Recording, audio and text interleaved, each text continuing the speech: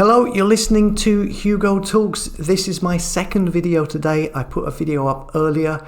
It's called Young Hearts Part 3. Well, it's not my video, it's somebody else's video. You can check it out at hugotalks.com. Obviously, it's not on YouTube. So today, in the USA, it's the first day back at school. And here is a clip from Los Angeles where kids are queuing around the block to get into school.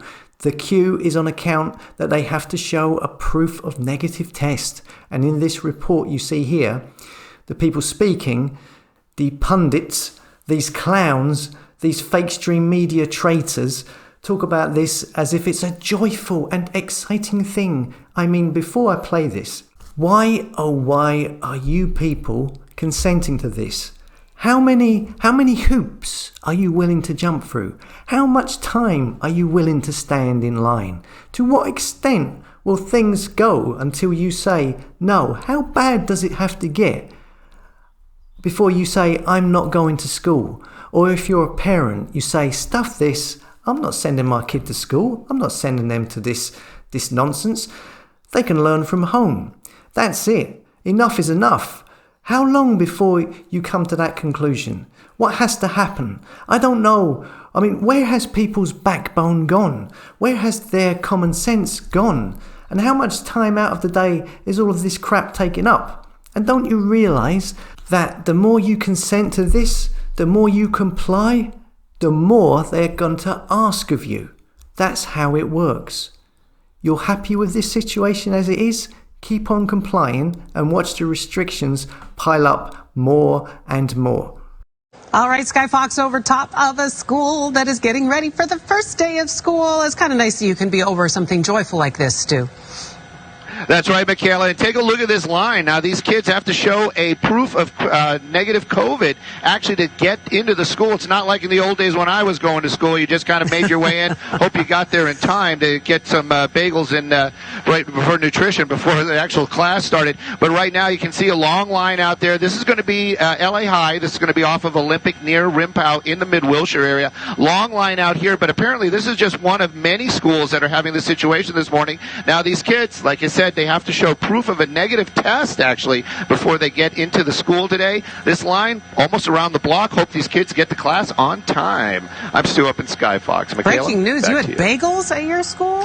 Dang. Oh, yeah. We bagels and chocolate milk before class. That was my thing. Wow. How about that? Breakfast of champions for Stu as a young boy. I can't even imagine that. All right. Thanks for this look. It's kind of nice to see, but also it just shows you the reality our kiddos are facing. It's a different kind of thing. You can't just wander on in for your first day. But welcome back to LA Unified students.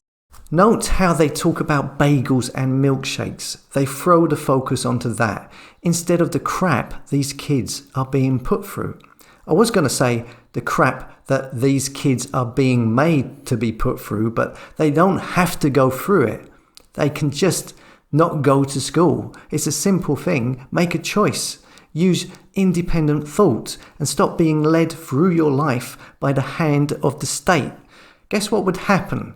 Guess what would happen if all of these kids, the parents, the kids, said we are not consenting to all of this? Testing and queues and QR codes and smartphone checks, etc. We don't want any of this anymore. We're not doing it. What do you reckon would happen if the majority of these people said we are not consenting and we refuse to comply? And until things change, my child will not be going to the school. Let me know when you have come to your senses and things go back to the way they were, and then they will come back to school. Until then, no. What do you think would happen? They would say, okay, nobody's coming to school. We'll have to change the rules. Let's scrap all of this for the time being. That's what would happen. It would all be scrapped because just like the Aussie truck drivers who threatened to roadblock everywhere, and then the government backtracked the very next day. And also the Birmingham Primark protest, which stopped Primark in Austria following the same policy. You people have the power. And yet, there you are, all giving it away in those queues. And the mainstream media, the Fox News, They're laughing at you, talking about bagels and milkshakes and how joyful it is. Oh, it's the first day back at school. Oh, look at the queues. Come on. I mean, you can't go through life led by the hand of the state. You will only end up doing what the state wants you to do. They will put you into debt for your education, usually educating you and giving you qualifications at a ridiculous price for a job that they probably won't have for you in the future. So you end up having loads of overqualified students leaving education with qualifications for jobs that aren't available. And you're also in massive debt. They don't care about you. It used to be houses.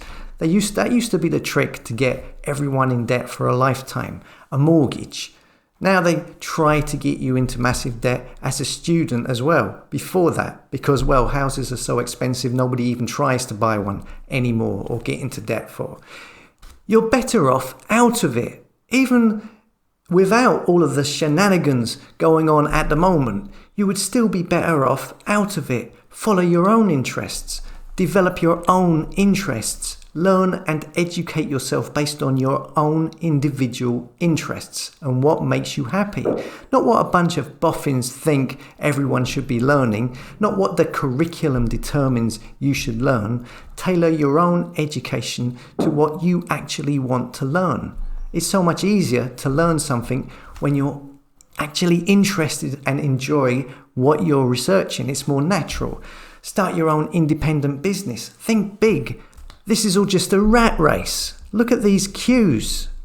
I mean, you're just another brick in the wall, and you're being orchestrated and molded to fit into a state plan that has no interest in your individual skills. The people I have found in life that succeed are usually the ones that break free of the system and follow their own interests and make a go of it themselves. The fact that they go it alone and become independent makes them work that so much harder. Anyway, I'm going off on a tangent again. I just don't understand people putting up with all of this. As always, thanks for listening. Come and subscribe to the tribe at hugotalks.com, a place for like-minded souls who don't follow the fake stream media and don't follow the herd.